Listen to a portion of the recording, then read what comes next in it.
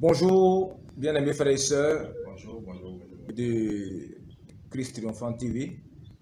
Alors, ce matin, nous sommes à notre émission 7 questions A et nous avons la grâce et l'opportunité de recevoir ici le directeur général de cette chaîne de télévision chrétienne sur YouTube.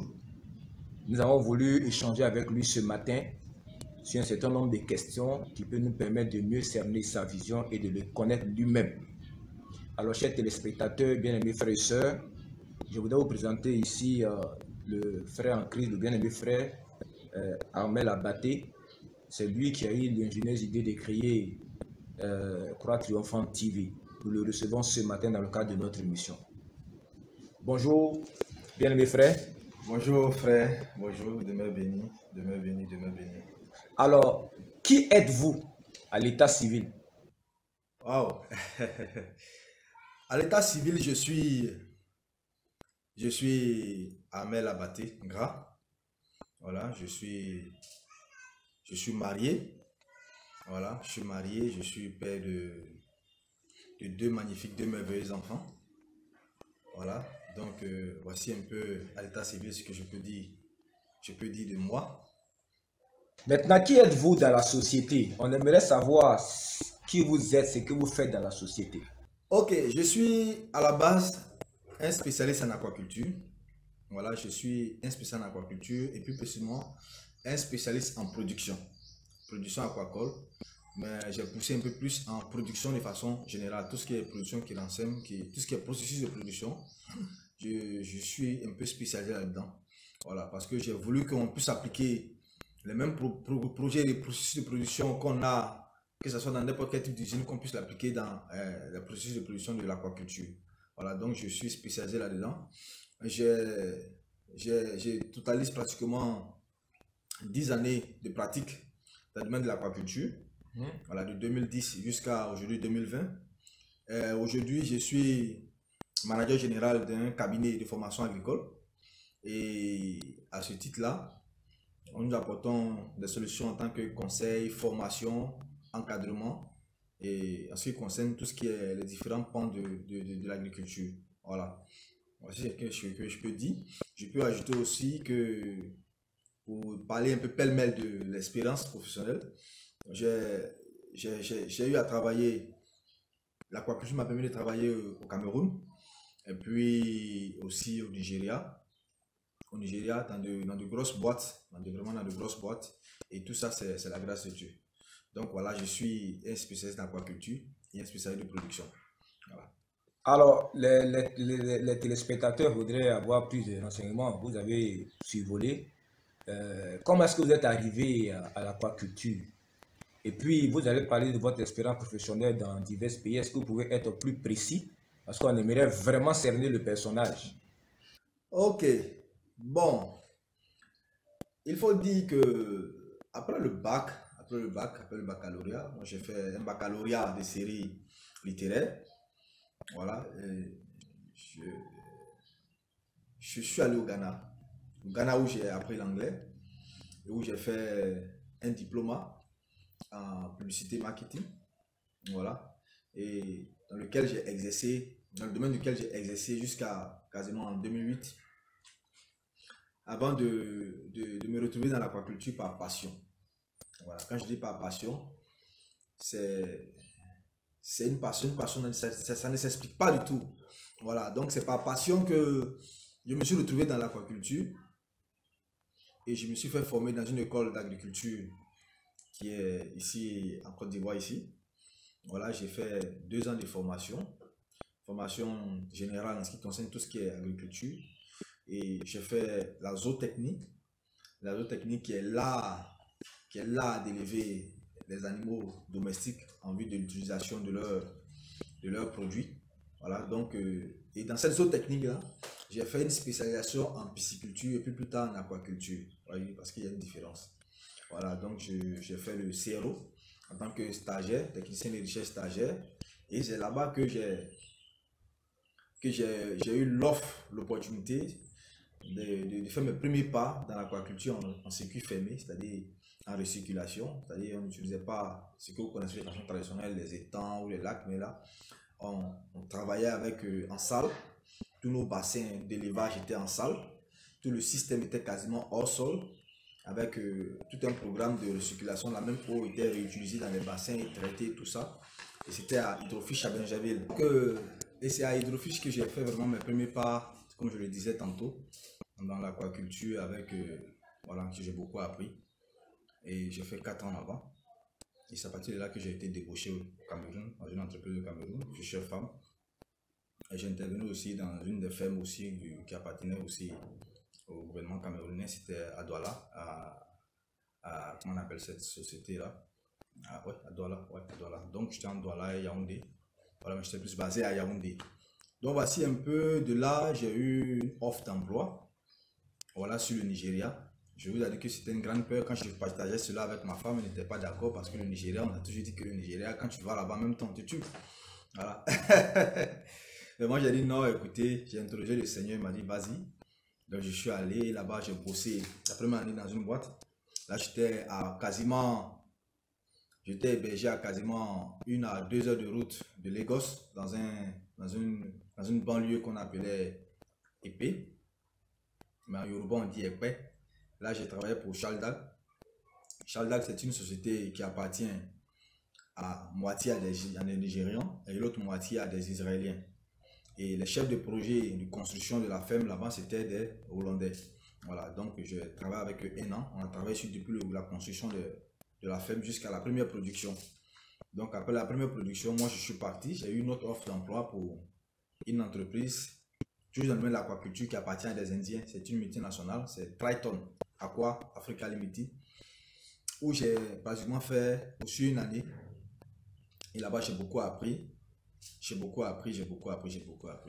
Et déjà, il faut dire que depuis là-bas, j'avais un désir.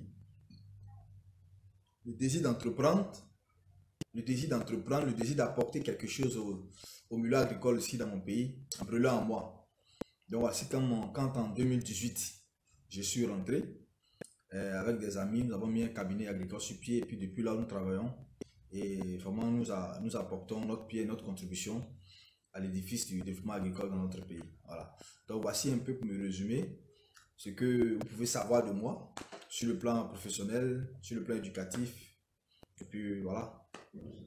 Maintenant, dites-nous et dites aux téléspectateurs qui vous êtes en Christ. Quelle est votre expérience avec le Seigneur Jésus-Christ?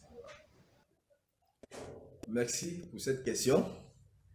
Ah, en Christ. Ouais, en Christ. Qui je suis en Christ. Qui je suis en Christ. Ben, je suis un frère en Christ. Je suis un frère en Christ. Chrétien. Je suis chrétien. Si je veux me mettre dans le jargon des dénominations, je suis chrétien d'obédience évangélique. Voilà. Ça, c'est si je veux m'accommoder au jargon des dénominations. Sinon, je suis chrétien né de nouveau, baptisé d'eau, baptisé du Saint-Esprit. Et je me suis converti un peu très tôt. Oui, parce que Dieu m'a fait grâce d'avoir un grand frère qui a été vraiment, comme on dit souvent, le pionnier de la conversion dans notre famille. Voilà, parce que moi je suis issu d'un père qui a autour d'une 20aine d'enfants et beaucoup de garçons et 3 à 4 filles. Voilà, c'est une grande famille. Et notre papa à l'origine, il était catholique. Bon, il a toujours été. Mais en plus d'être un catholique, il était membre et il était maître et vraiment très avancé dans la Roscoe à Mort. Voilà, ok. Donc déjà, ce n'était pas évident pour un membre de notre famille de devenir chrétien évangélique. De naissance, tout le monde était catholique là-bas. Il a fallu que Dieu vraiment se révèle à l'un de mes grands frères qui a apporté la foi évangélique. Je parle des frères évangéliques en griffe, que vraiment on puisse se comprendre, qui a apporté la foi en Jésus-Christ dans la famille. Et moi, quand j'étais petit, si je me rappelle bien, quand à partir de 90, cette foi-là est entrée dans la famille, il y a plusieurs de mes grands frères qui ont suivi cette année-là, dans cette foi-là. Et moi, j'étais le persécuteur. Voilà. Moi, j'étais le persécuteur, j'étais tout petit. J'étais le chouchou du vieux. Voilà. Donc, le vieux ne voulait pas que les gens aillent à l'église. Donc, quand mes frères se cachaient pour aller à l'église, moi, je repérais. Je dis, ah, papa, viens, tel est parti à l'église. Ah, papa, celui-là est parti à l'église aujourd'hui. Ah, papa, non, lui, il a sauté clôture. Et puis le vieux leur faisait des réprimandes et tout ça. Et moi, ça me plaisait bien. Et j'avais des petites récompenses du vieux. Jusqu'à ce que, en 93, là, j'étais en classe de 5e. J'ai un ami, il s'appelait Kony Alexis. C'est un Tagbanan. On était au BCE de Lambert ici à Dabou, qui a commencé à nous évangéliser à l'école. Moi, je vous dis déjà que l'évangile, moi, chez moi à la maison, je l'entendais tout le temps parce que mes grands frères me bombardaient avec. Voilà, maintenant là, c'était l'évangile qui venait de la bouche d'une autre personne. Quelqu'un qui n'avait rien à voir avec ma famille, qui n'était pas un membre de ma famille, et qui était un camarade de classe comme moi, et qui me parlait de l'évangile, n'était pas quelqu'un d'une condition, n'était pas un fils à papa, n'était pas d'une condition extraordinaire. Et il a commencé à me parler de l'évangile. Et je suppose, je précise qu'à cette époque, j'étais très turbulent. J'étais très turbulent, il me parlait de l'évangile, me parlait de l'évangile, me parlait de l'évangile. Jusqu'à ce qu'un jour, il m'a invité.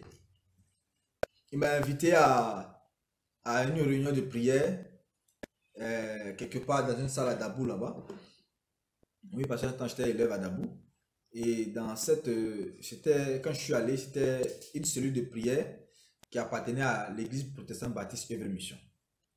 Et quand je suis allé, là-bas, il faut dire que j'ai été vraiment touché. Mais je n'avais pas encore pris la résolution ferme de m'accrocher à Christ. Je vous parle de 93. Et quand j'ai été affecté au lycée moderne de Port-Boué, parce que ma mère, avec qui j'étais à Dabou ici, avait été affectée à Abidjan. Donc on m'a transféré, on a fait un transfert, je suis au lycée moderne de Port-Boué. Là-bas encore, comme Dieu vraiment ne voulait pas me lâcher, toujours dans ma classe, il a mis encore un chrétien qui a commencé à m'emmener, qui a poursuivi le travail que celui de Dabou avait commencé. Et lui, il s'appelait Saint-Jacques François. Il m'a vraiment témoigné. Tous les jours, il m'a emmerdé avec l'évangile. Jusqu'à ce qu'un jour, il dit, bon, écoutez, ton affaire, il faut me parler, je vais comprendre. Et il m'a enseigné, il m'a même donné des témoignages des gens qui avaient vécu des expériences avec Christ, tout ça. Et j'avoue qu'à cette période-là, j'ai été touché. J'ai été vraiment touché et j'ai décidé d'accepter Christ. Et j'ai fait ma confession de foi dans la salle de classe entre midi et 2 au lycée moderne de Port-Boué. Là, j'étais en 4e. Voilà, c'était la salle de classe là, entre midi et 2, que j'ai fait ma profession de foi et que j'ai donné officiellement ma vie à Jésus-Christ. Voilà. Donc, à partir de là, j'ai décidé de m'engager. J'ai commencé à prier à la maison. Je n'avais pas encore intégré une église locale. Voilà, donc j'ai commencé à prier à la maison jusqu'à ce qu'on me dise non, il y a une église locale, l'église baptiste là, quelque part. Il faut t'y rendre. Alors, c'est ainsi que le 11 décembre 1994, j'ai mis mes pieds à l'église protestante baptiste et une mission de Port-Boué. Et depuis lors, de 94 jusqu'à quasiment 96, je suis demeuré. Et à un moment donné, j'ai dû claquer la porte. J'ai dû claquer la porte. Et il faut signifier que c'est à un moment précis là, il y avait beaucoup de choses très tôt que j'avais commencé à noter. Et des choses aussi que je découvrais aussi en échangeant aussi avec les aînés dans la foi, qui avait aussi fait la mission baptiste, qui avait commencé à nous expliquer certaines choses. Et moi aussi, j'avais remarqué certaines choses-là, certaines incompréhensions, certaines hérésies, certaines choses qui n'allaient pas avec la dimension de foi que les apôtres comme Paul, Pierre, autres, que l'église première avait déjà posé. Parce que l'église est édifiée sur le fondement des apôtres et des prophètes. Mais à un moment donné, on ne retrouvait plus ce fondement-là. Moi, personnellement, je ne retrouvais plus ce fondement-là dans l'église locale où moi j'étais. Donc, j'ai décidé de partir. Et quand je suis parti de là, j'ai intégré un ministère qui était dirigé en ce temps par un prophète. Et là-bas aussi, j'ai passé un temps là-bas.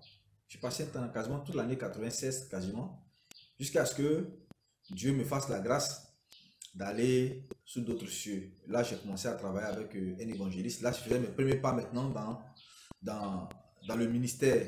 Voilà, moi je dis ministère en tant qu'ouvrier du Seigneur. Voilà, c'est le terme le plus approprié.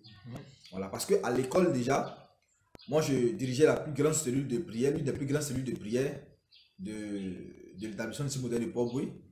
Voilà, et je vous assure qu'à cette époque-là, 95, 96, on avait Asepsi, on avait la cellule de prière de Foursquare. Il y avait plusieurs églises. Chaque église locale cherchait à avoir sa cellule de prière. Même l'église bâtie avait sa cellule de prière qui était, bon, sa cellule de prière issue de la CEMUS qui était la structure à l'église bâtie qui s'occupe de l'évangélisation en milieu estudiantin, universitaire scolaire. Voilà. Et moi j'avais ma cellule de prière. Et Dieu se glorifiait là. J'avais des délivrances, j'avais des restaurations. Dans ma cellule de prière, il y a eu des gens qui ont été baptisés du Saint-Esprit et qui ont expérimenté les premiers pas dans la foi chrétienne et qui jusqu'à aujourd'hui servent le Seigneur. Il y a eu beaucoup de choses qui se sont passées. Et il y a une anecdote que je voulais relever à ce niveau-là.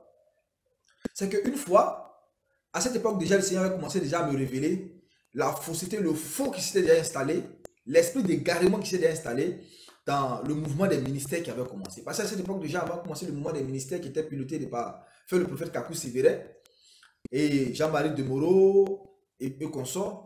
Donc, il y avait déjà un esprit de fausseté qui s'est engagé dans ce ministère-là. Et déjà très tôt, le Seigneur avait commencé à nous interpeller que derrière cette manifestation d'onction et autres là, se cachait quelque chose qui ne venait pas de lui. Je ne dis pas qu'ils étaient forcément des faux, mais le faux s'est installé progressivement dans ce ministère-là, dans ces différents ministères. En fait, on aura l'occasion de revenir sur les mouvements charismatiques qui ont eu lieu dans les années 95 jusqu'en 2000 pour juste éveiller l'esprit critique des chrétiens pour montrer que ce mouvement était faux. Pas que les gens qui étaient dedans étaient tous des faux, mais le mouvement a été faussé, il a été piraté par les démons. On aura l'occasion d'en parler, mais on continue votre témoignage. Donc, à cette période déjà, le Seigneur m'a fait la grâce de comprendre. Et j'avais commencé déjà à sensibiliser les frères et sœurs dans la foi. Et j'avais beaucoup de jeunes qui abandonnaient les bancs pour s'engager parce qu'on leur avait imposé les mains. Ils avaient reçu le Saint-Esprit en griffe. Quand ils priaient pour les gens tombaient. Donc, beaucoup de camarades d'école ont commencé à abandonner pour se dire qu'ils vont commencer à se proclamer évangélistes, prophètes et autres. Moi, j'avais déjà commencé à interpeller. Jusqu'à ce que la goutte d'eau qui a fait déborder le vase, c'est un jour, il y a un célèbre évangéliste de l'époque qui est venu faire un programme avec l'asepsie. Ceux qui sont les anciens du lycée moderne de Port-Boué, de la période de 94 jusqu'à 96-97, doivent pouvoir comprendre, doivent pouvoir se rappeler de ce fait-là, parce que c'était quelque chose qui avait troublé tout l'établissement. Le monsieur, quand il est venu, il a fait son programme d'évangélisation. C'était un mercredi après-midi. Le mercredi, entre midi et 2, il n'y a rien. Mais à partir de 15h, il y a le devoir des niveaux. Donc la cellule se situait à partir de midi 30 et devait finir à 13h, 13h30. Côté asepsie. Moi, j'avais la mienne dans une salle qui était dans un autre bâtiment, mais les bâtiments étaient plus ou moins contigus. Et c'est à ce niveau-là que je me rends compte que je suis en train de prier, d'enseigner, et je vois des gens sous l'influence des démons. C'est-à-dire quand ceux qui sont de la foi et qui connaissent les pratiques évangélistes, quand ils imposent les mains à quelqu'un, vous chassez l'esprit, l'esprit n'est pas chassé, et là, les démons commencent à s'exprimer. Donc, c'était dans cet état-là, les élèves-là qui étaient sous l'onction, l'inspiration de je ne sais pas quoi, couraient, ils sortaient de la salle, et la direction qu'ils prenaient bizarrement, c'était d'aller directement dans ma salle. Tous, sans exception. Donc, le premier est venu, on a prié pour lui, on a chassé les démons, on a rétabli. Un second encore est venu, un troisième est venu. Donc, j'ai commencé à me dire, mais qu'est-ce qui se passe? Donc, je sors, j'essaie de voir d'où ils viennent. Je vois que c'est deux salles de classe. Je vais là-bas, je vois que c'est le lieu où la asepsie fait ça. Bon, je tiens vraiment à dire à toute la communauté du mouvement des élèves et étudiants membres du mouvement asepsie, je n'ai pas vraiment à vous dénigrer. C'est vraiment nous avons besoin de vraiment vous discréditer. C'était un fait isolé à une époque précise qui s'est passé. Malheureusement, c'était le jour, c'était asepsie, à cette époque-là, qui avait invité cet homme de Dieu-là. Donc, ce n'est pas que je jette le discrédit sur toutes les structures, le mouvement de l'asepsie, qui était un très bon mouvement, qui était un mouvement qui a apporté beaucoup de gens à la foi chrétienne. Et moi, j'ai eu des amis qui étaient vraiment des amis très engagés de l'asepsie, qui étaient sérieux dans le Seigneur, et que je salue au passage, tel que le frère Miezan de l'église méthodiste de Port-Boué, qui a été vraiment un grand support dans l'évangélisation au niveau de Port-Boué, dans le milieu scolaire dans cette époque-là. Voilà, donc c'était la parenthèse. Donc je sors, je regarde, et je me rends compte que c'est sous l'action de cet homme de Dieu-là que ces choses-là se manifestent. Donc tous ceux qui venaient, moi j'essayais de les ranimer. Et j'étais en train d'essayer de les ranimer. Et quand un censeur, je ne sais pas s'il vit maintenant, le censeur Léo, il est arrivé. Et il a dit, mais gras, je t'ai dit que je ne voulais plus que tu fasses de cellules dans l'établissement. Donc, et c'est toi qui es en train de faire les délivrances des exorcismes dans l'établissement. Donc, il relève mon nom là, il va à l'administration. Je n'ai pas eu le temps de lui expliquer qu'est-ce qui s'est passé, que je n'avais rien à voir avec. Et je précise que ma cellule avait toutes les autorisations de l'administration. Voilà. Et après cet événement-là, cet évangéliste-là, en catimini, s'est sauvé. Et il a laissé tous ces âmes-là avec les jeunes de l'asepsie qui ont pris tous ces âmes-là, les ont envoyés dans un endroit au niveau du lycée là-bas qui n'était pas encore fréquenté, où j'essayais de prier pour eux et tout ça. Bon, voilà. Donc ça, c'est là pour dire qu'à partir de ça, j'ai été sanctionné, j'ai été renvoyé de l'établissement. Et c'est un grand frère qui est venu plaider auprès de l'administration. Et elle a expliqué ce qui s'est passé. Et j'ai été admis. Mais déjà, après les examens, quand je n'ai pas eu le BPC, tu pouvais reprendre, j'avais la moindre, tout nécessaire pour reprendre la classe de 3e, j'ai été automatiquement exclu. Et là, ce qu'ils ont mis dans mon livret scolaire, c'était que j'étais un fauteur de troubles. Donc, je suis devenu fauteur de troubles à cause de Christ. Mais moi, j'étais tout réjoui parce que c'était à cause de Christ. Voilà, c'était à cause de Christ. Et dans la même période, juste après ça, les vacances scolaires qui ont suivi, 96, 17, j'ai commencé, il y a un homme de Dieu, un évangéliste, qui m'a sollicité pour l'aider dans le ministère. Il est au niveau de Gonzagueville, il avait commencé une œuvre. Et j'ai commencé à travailler avec lui, à prier avec lui, à vraiment le soutenir dans le ministère. Voilà, cet homme-là, peut-être un jour, j'aurai l'occasion de revenir sur lui. C'était vraiment quelqu'un de humble. Vraiment, si les hommes de Dieu, qui se proclament hommes de Dieu aujourd'hui, avaient connu cet homme-là, leur vision de mot homme de Dieu allait changer. Leur vision, leur comportement envers leurs fidèles, leur comportement envers les membres de leurs églises, leur comportement dans la société allait changer. C'est-à-dire, ça allait être des comportements empreints d'humilité.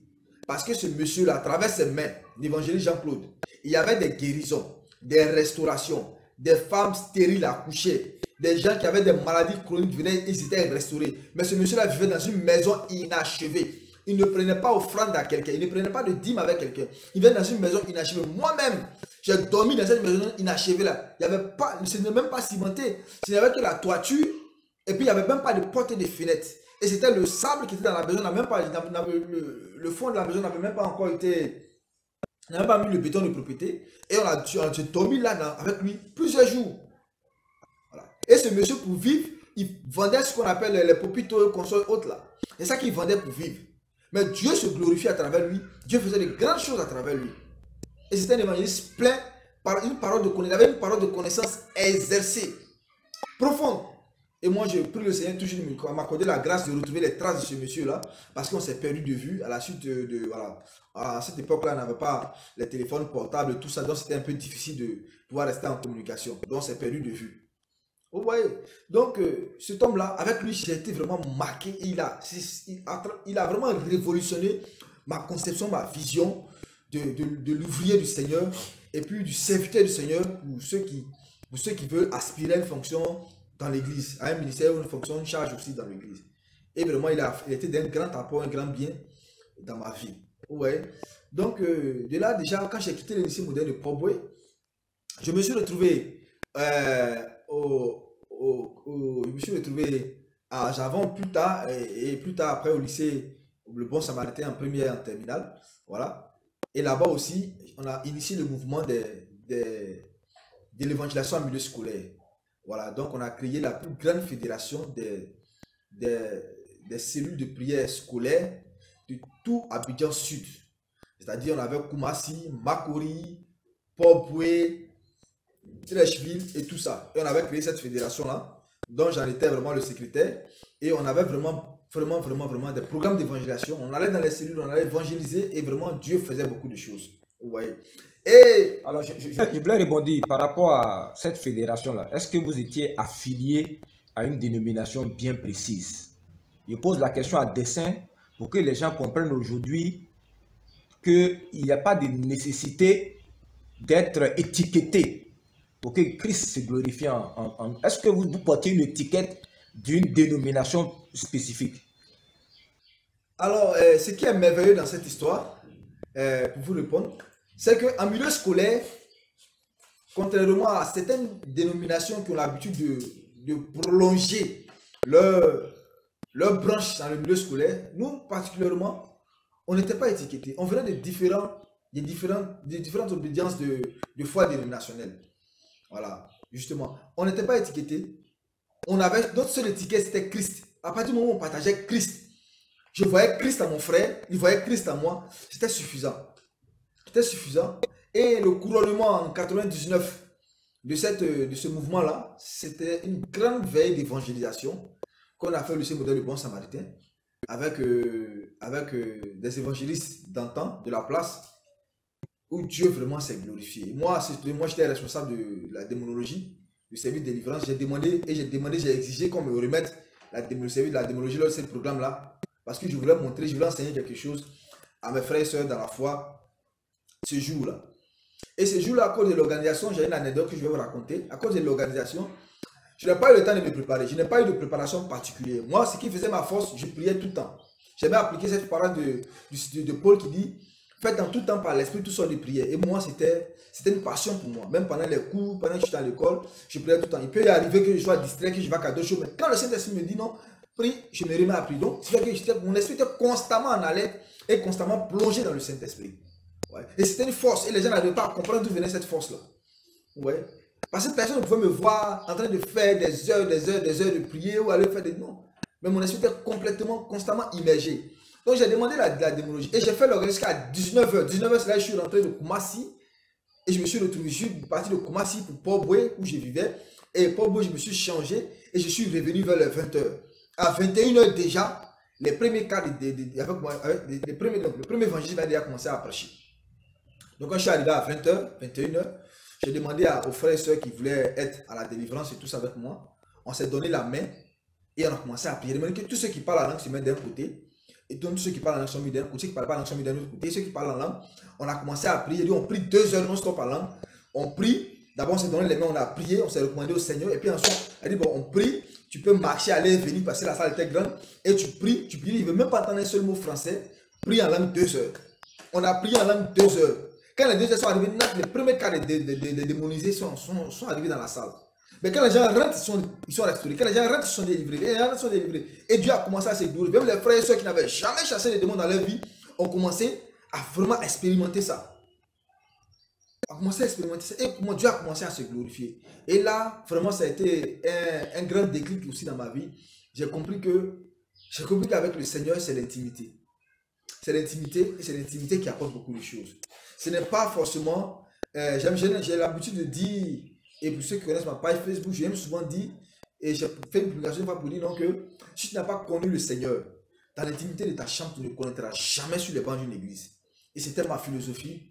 Je ne sais pas que je n'exhortais pas les gens à ne pas aller à l'église, mais je disais aux gens que la priorité, ce n'était pas l'église d'abord, c'était ton intimité avec le Seigneur. Et c'était quand tu sors de cette intimité-là, tu peux maintenant apporter la grâce, tu peux être une pierre d'édification pour ton frère. C'est-à-dire que chacun a son intimité est édifié, il vient, puis ensemble, on peut édifier une maison spirituelle. C'était un peu la vision, c'était un peu ce que le Seigneur m'avait commencé à m'enseigner à cette époque-là.